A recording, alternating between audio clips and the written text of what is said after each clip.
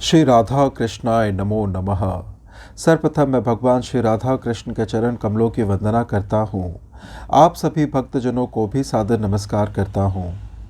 श्री गर्ग संहिता के द्वारका खंड से आज हम एक अति ही सुंदर और दिव्य कथा का श्रवण करने वाले हैं, जिसके श्रवण से आप हर्ष और भक्ति से गदगद हो जाएंगे। आज की कथा में हम श्रवण करेंगे कि किस प्रकार भगवान श्री कृष्ण के 16,108 रानियों का सिद्धाश्रम में श्री राधा के साथ मिलन होता है। भगवान श्री कृष्ण का श्री राधा के साथ पुनर्मिलन होता है। राधा रानी भगवान की सभी रानियों को अपने शिविर में बुलाकर उनका सत्कार करती हैं तथा श्री हरि के द्वारा उनकी उत्कृष्ट प्रीति का प्रकाशन होता है।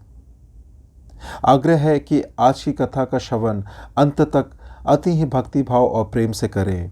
कथा इस प्रकार से है।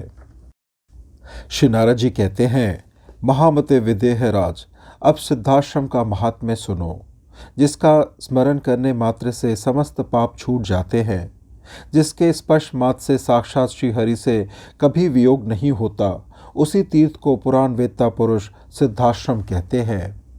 जिसके दर्शन से सालोक, स्पर्श से सामीप्य, जिसमें स्नान करने से सारूप्य और जहाँ निवास करने से सायुज्य मोक्ष की प्राप्ति होती है, उसे ही सिद्धाश्रम जानो। एक समय चंद्रनना सखी के मुख से सिद्धाश्रम तीर्थ का महात्म्य सुनकर श्री कृष्ण के वियोग से व्याकुल हुई श्री राधा ने उसमें स्नान करने का विचार किया। वैशाख मास में सूर्य ग्रहण के पर्व पर सिद्धाश्रम तीर्थ की यात्रा के लिए कद्दी वन से उठकर श्री राधा ने गोपंगनाओं के 100 यूथ और समस्त गोपगणों के साथ वहां जाने का मन ही मन निश्चय किया। श्री दामा के शाप के कारण होने वाले श्री कृष्ण वियोग के 100 वर्ष बीत चुके थे। श्री राधिका का शिविका में आरूढ़ हुई, उन पर छत्र चवर डुलाए जाने लगे। इस प्रकार वे सती श्री राधा आनर्त देश के महातीर्थ सिद्धाश्रम को गई। नरेश्वर, वहीं साक्षात भगवान श्री कृष्ण अपनी 16,000 रानियों के साथ यादव गणों से घिरे हुए तीर्थ यात्रा के लिए आए। करोड़ों बलिष्ठ गोपाल हाथों में अस्त्र शस्त्र लिए श्री राधिका की आज्ञा के अनुसार सिद्धाश्रम की चारों ओर से रक्षा कर रहे थे। गोपियों के 100 यूथ भी बड़े शक्तिशाली थे। वे तथा अन्य गोपंगनाएं हाथों में बेत की छड़ी लिए सिद्धाश्रम में विधि पूर्वक स्नान करती हुई श्री राधा की सेवा में तत्पर थी। द्वारकावासी स्नान की इच्छा से वहां आकर खड़े थे। शस्त्र और वेत्र धारण करने वाले गोपों ने उन्हें मार मार कर दूर हटा दिया। इसी समय भगवान श्री कृष्ण की रानियों ने सिद्धाश्रम में प्रवेश किया। उन रानियों ने भगवान श्री कृष्ण से पूछा, देवकी नंदन, आप सर्वज्ञ है, अतः हमें बताइए यह कौन स्त्री स्नान कर रही है, जिसका वैभव अद्भुत दिखाई देता है तथा जिसका गौरव मानकर समस्त यादव पुंगम यहाँ भयभीत से खड़े हैं। अहो, यह किसकी प्रिया है, इसका क्या नाम है और यह कहाँ की रहने वाली है? भगवान श्री कृष्ण बोले, ये साक्षात वृषभानु की पुत्री कीर्ति नंदिनी श्री राधा है, जो संपूर्ण ब्रज की अधीश्वरी, गोपंगनाओं की स्वामिनी तथा मेरी प्राण वल्लभा है। ये व्रत से गोपीगणों के साथ सिद्धाश्रम में स्नान करने के लिए आई है। इन्हीं के गौरव से यादव त्रस्त होकर खड़े हैं। इन्हीं का यह अद्भुत वैभव है। श्री कृष्ण की यह बात सुनकर अपने अनुपम रूप और यौवन पर गर्व करने वाली भामिनी सत्यभामा अपनी सौतों के बीच धीरे धीरे बोली, क्या राधा ही रूपवती है? मैं रूपवती नहीं हूँ? पूर्व काल में बहुत से लोगों ने मेरी याचना की थी। मैं अपने रूप और औदार्य गुण से सदा ही पूजित रही हूँ। सखियों, मेरे रूप के ही कारण शांतधनवा की मृत्यु हुई। अक्रूर और कृतवर्मा को यदुपुरी से पलायन करना पड़ा। जो संयंतक मणि प्रतिदिन अपने आप 8 भार सुवर्ण की सृष्टि करती है, जिसके रहने से दुर्भिक्ष, महामारी, अरिष्ट आदि स्वतः भाग जाते हैं तथा जिसकी पूजा के स्थान में सर्प आदि व्याधि, अमंगल और मायावी लोग नहीं रह पाते, मेरे पिता ने वही संयंतक मणि मेरे दहेज में दी थी। उस मणि से मेरे घर में भी संपूर्ण अद्भुत वैभव प्रकट हो गया है। मैं अपने महान प्रेम से श्री कृष्ण को वश में रखती हूँ। उनके साथ गरुड़ पर बैठकर यात्रा करती हूँ। प्राग ज्योतिषपुर में भौमासुर के साथ जो महान युद्ध हुआ था उसे मैंने अपनी आंखों से देखा है। मेरी ही कृपा से तुम सब प्राग ज्योतिषपुर में द्वारकापुरी में आई और सब की सब श्री कृष्ण की पत्नी हुई, इसमें संशय नहीं है। मेरी ही बात का आदर करके इन श्री कृष्ण ने इंद्र को छत्र दिया। मेरी ही प्रिय करने की इच्छा से इन्होंने देवमाता अदिति को इनके दोनों कुंडल अर्पित किए। ऐरावत के वर्ष में उत्पन्न बड़े बड़े गजराज जो भौमासुर की संपत्ति थे, मेरी ही इच्छा से महात्मा श्री कृष्ण द्वारा द्वारका में लाए गए। मेरे ही कारण श्री हरि ने देवराज इंद्र से भी महान बैर ठान लिया। मेरे द्वार पर वृक्षराज परिजात सदा सुशोभित होता है। मैंने अपने पतिव्रत धर्म से ही श्री कृष्ण को वश में रखा है। मैंने समस्त सामग्रियों के साथ नारद जी के हाथ श्री कृष्ण का दान कर दिया था। मेरे समान गौरव और वैभव किसी भी स्त्री को नहीं प्राप्त हो सकता। रूप और उदारता भी मेरे तुल्य किसी भी स्त्री में नहीं है। फिर राधा की तो बात ही क्या है, जिनके रूप पर चेदीराज शिशुपाल आदि ने रणभूमि में श्री कृष्ण के साथ युद्ध छेड़ दिया था। उन रुक्मणी का रूप सौंदर्य क्या किसी से कम है? सुंदर भौं वाली बहन रुक्मणी, तुम क्यों कर रूपवती नहीं हो?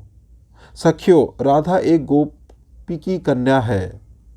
तुम सब राजकुमारियां हो, सभी धन्य और मान हो तथा मानवती स्त्रियों में श्रेष्ठ हो। मिथिलेश्वर, सत्यभामा के इस प्रकार कहने पर रुक्मणी आदि सभी श्रेष्ठ रानियां मानवती हो गई। उन सबको अपने कुल, कौशल, शील, धन, रूप और यौवन पर गर्व था। वे आठों पटरानियां सबको मान देने वाले श्री कृष्ण से बोली।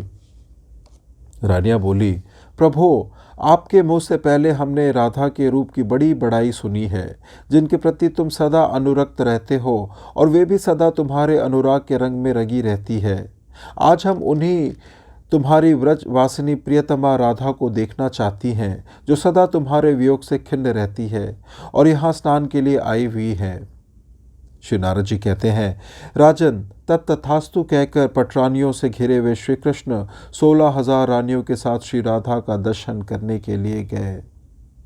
सोने के रमणीय शिविर में जो ध्वजा पताकाओं से सुशोभित था और जिस सुंदर शिविर में चंद्रमंडल की शोभा को तिरस्कृत करने वाला चंदोवना तना था, मोतियों की झालरों से युक्त पर्दा लगा था और जहाँ स्वच्छ वस्त्रों का सुंदर बिछौना बिछा था, मालती के मकरंद एवं इत्र आदि की सुगंध जहाँ सब ओर छा रही थी और उसी के कारण भ्रमरावलियों जहाँ मधुर गुंजन कर रही थी, पटरानी श्री राधा, जिनका चित्त श्री कृष्ण ने चुरा लिया था, विराजमान थी और सखिया हंस के समान श्वेत एवं दिव्य व्यंजन डुलाकर उनकी सेवा करती थी।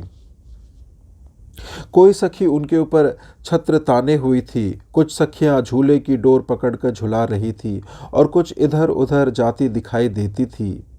श्री राधा के कानों में बालरवि के समान कांतिमान कुंडल झलमला रहे थे। विद्युत के समान उदीप्त माला धारण करने के कारण उनकी मनोहरता और भी बढ़ गई थी।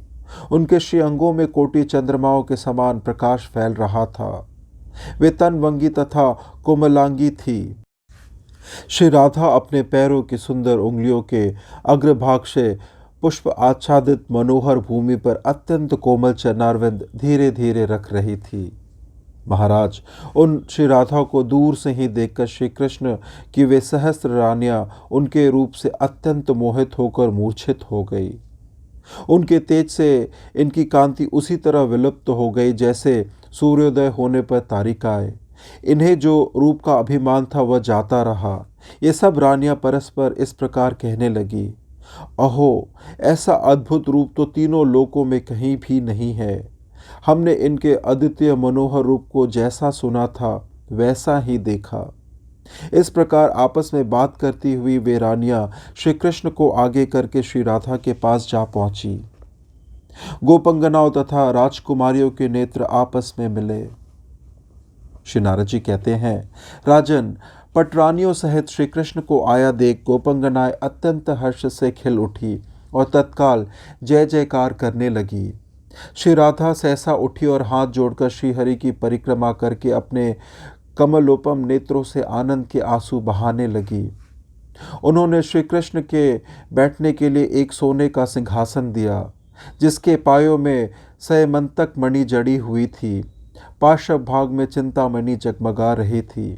मध्य भाग में पद्रागमणि शोभा दे रही थी। वह सिंहासन चंद्रमंडल के समान गोलाकार था। उसकी पाद पीठिका में कौस्तुभ मनिया जड़ी गई थी। वह सिंहासन कुंड मंडल से मंडित था, परिजात के पुष्पों से सज्जित और अमृत वर्षीय छत्र से अलंकृत था।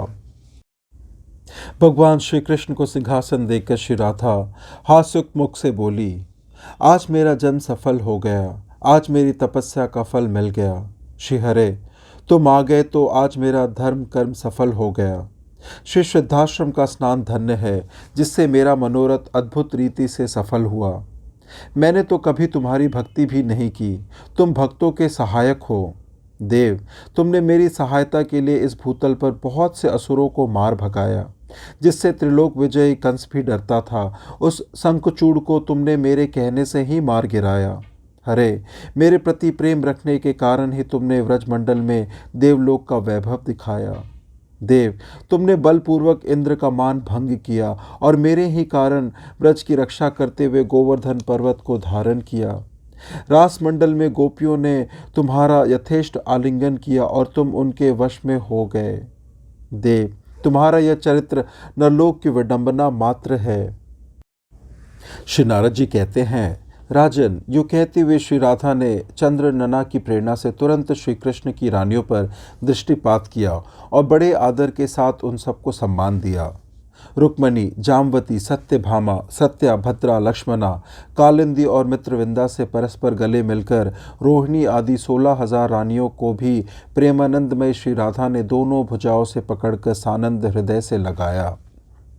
श्री राधा बोली, बहनों, जैसे चंद्रमा एक है, चकोर बहुत है, जैसे सूर्य एक है किंतु उन्हें देखने वाली दृष्टियाँ बहुत है, उसी प्रकार भगवान श्री कृष्ण चंद्र एक है, किंतु इनमें भक्ति भाव रखने वाली हम सब बहुत सी स्त्रियां हैं। जैसे कमल के प्रभाव को भ्रमर जानता है तथा रत्न के प्रभाव को उसकी परख करने वाला जौहरी जानता है, जैसे विद्या के प्रभाव को विद्वान और काव्य के प्रभाव को कविंद्र जानता है, जैसे सहस्त्रों मनुष्यों के होने पर भी रस के प्रभाव को केवल रसिक जानता है, उसी प्रकार हे राजकुमारियों, इस भूतल पर श्री कृष्ण के प्रभाव को यथार्थ रूप से इनका भक्त ही जानता है। श्री नारद जी कहते हैं, राजन, श्री राधा की बात सुनकर उस समय सपत्नियों सहित भीष्मक नंदिनी रुक्मणी ने कमल लोचना श्री राधा से कहा। श्री रुक्मणी बोली, श्री राधे वृषभानु नंदनी, तुम धन्य हो। तुम्हारे भक्ति भाव से ये श्री कृष्ण सदा तुम्हारे वश में रहते हैं। तीनों लोकों के लोग जिनकी कथा वार्ता निरंतर कहते सुनते हैं, वे ही भगवान दिन रात तुम्हारी कथा कहा करते हैं। श्री हरि के प्रति तुम्हारे प्रेम भाव का स्वरूप जैसा हमने सुना था, वैसा ही देखा। तुम्हारे लिए कुछ भी आश्चर्य की बात नहीं है। देवी, तुम हमारे शिविर में शीघ्र चलो, हम सब तुम्हें ले चलने के लिए ही यहाँ आई हैं।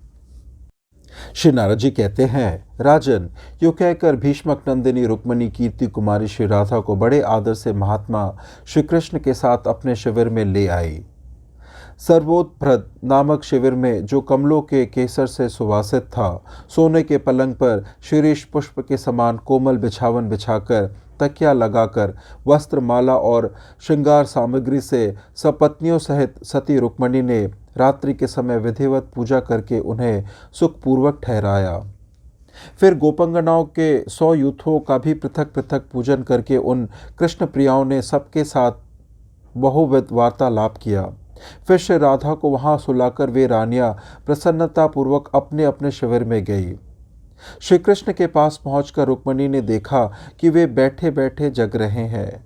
तब उन्होंने श्री कृष्ण से पूछा, स्वामिन, आप सोते क्यों नहीं? श्री भगवान बोले, शुभ्रू, तुमने अगवानी करके विनयपूर्वक प्रेम भरी बातें सुनाकर आश्वासन देकर व्रजेश्वरी श्री राधा की भली भांति पूजा की है और वे अत्यंत प्रसन्न हुई हैं, परंतु एक बात की ओर तुमने ध्यान नहीं दिया। वे प्रतिदिन सोने से पहले उत्तम दूध पिया करती हैं, किंतु सुंदरी, आज श्री राधा ने दुग्धपान नहीं किया। महामते, इसलिए अब तक उनके नेत्रों में नींद नहीं आई है और भीष्मक नंदिनी यही कारण है कि मैं भी नहीं सो सका हूँ। श्री नारद जी कहते हैं, राजन, पति देवता की यह उत्तम बात सुनकर रुक्मिणी अपने सौतों के साथ दूध लेकर बड़े आदर से श्री राधा के समीप गई। सोने के कटोरे में मिश्री मिलाया हुआ गर्म दूध डालकर भीष्मक नंदी बड़े प्रेम से श्री राधा को पिलाया। इस प्रकार विधिवत पूजा करके उनके हाथ में पान का बीड़ा दिया और सत्यभामा आदि सपत्नियों के साथ अपने शिविर में लौट आई। श्री कृष्ण के समीप आकर शुभ स्वरूपा श्री रुक्मिणी अपने द्वारा की गई दूध पहुँचाने और पिलाने की सेवा का वर्णन करते हुए साक्षात श्री कृष्ण के चरणारविंदों में सेवा में लग गई। अपने कोमल कर पल्लवों से निरंतर श्री चरणों का लालन करती हुई रुक्मिणी श्री कृष्ण के पाद तल में नए छाले देख आश्चर्य से चकित हुई। उन्होंने पूछा, प्रभु, आपके चरण तालों में छाले कैसे उभर आए? भगवान, ये आज ही उभरे हैं, मैं नहीं जानती कि इसका कारण क्या है। तब प्रसन्न हुए श्री हरि ने श्री राधा की भक्ति को प्रकाशित करने के लिए 16,000 रानियों के सामने स्वयं रुक्मिणी से कहा। श्री भगवान बोले, श्री राधिका के हृदय अरविंद में मेरा चरणारविंद सदा विराजमान रहता है।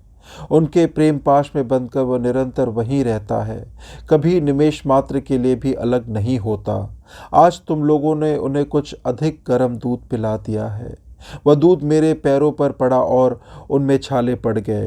तुम सब ने उन्हें थोड़ा गर्म दूध नहीं दिया, अधिक गर्म दूध दे दिया। श्री नारद जी कहते हैं, नरेश्वर, श्री कृष्ण की बात सुनकर रुक्मिणी आदि सुंदरियां बड़े प्रेम से उनके पैर सहलाने लगी और उन्हें सब ओर से बड़ा विस्मय हुआ।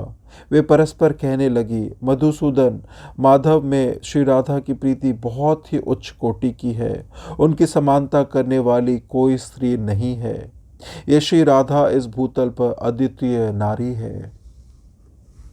इस प्रकार से आज की अति ही सुंदर दिव्य कथा यही संपन्न होती है। कथा श्रवण करने के लिए और अपना बहुमूल्य समय देने के लिए धन्यवाद। त्रुटियों के लिए क्षमा प्रार्थी हूँ। श्री राधा कृष्णाय नमो नमः।